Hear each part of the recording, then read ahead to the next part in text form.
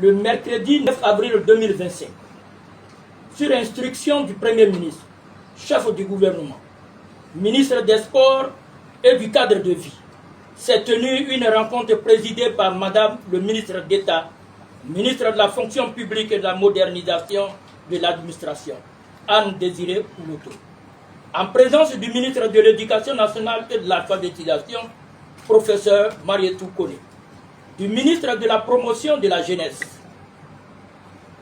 de l'insertion professionnelle et du service civique, M. Touré Mamadou, avec les responsables de l'intersyndicale, du ministère de l'Éducation nationale et de l'alphabétisation et du ministère de l'enseignement technique et de la formation professionnelle et de l'apprentissage, qui observent un arrêt de travail depuis le 3 avril 2025 pour réclamer une prime d'incitation en faveur des personnels du secteur éducation-formation. Cette rencontre avait pour objet de ramener à la table du dialogue ces organisations syndicales en vue de mettre fin à la crise qui secoue le secteur éducation-formation. Les principaux enjeux visaient à sauvegarder l'année scolaire, à garantir le droit à l'éducation et à trouver une issue favorable à la résolution de cette crise. À l'issue des échanges, les parties ont convenu de cette issue.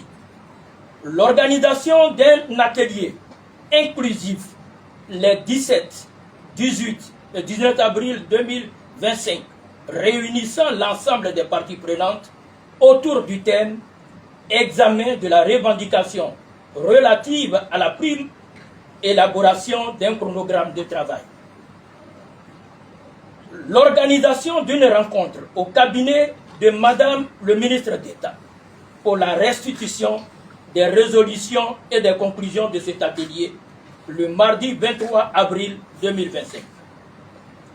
La réaffirmation de la nécessité de privilégier la voie du dialogue responsable pour l'examen de toute préoccupation conformément à l'esprit de la trêve sociale.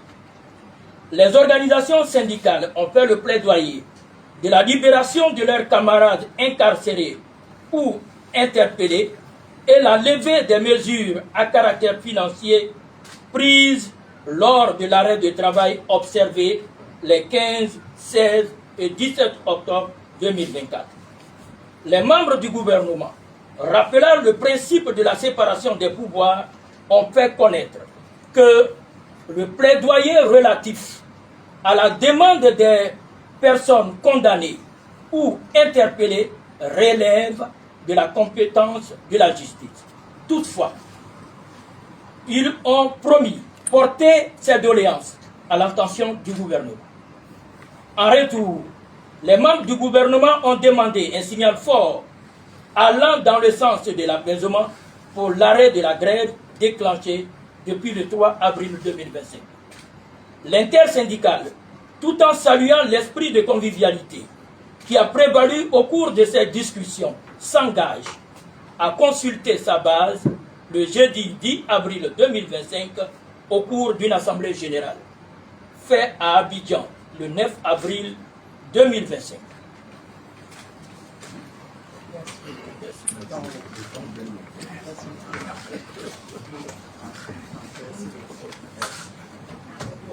La séance est donc levée.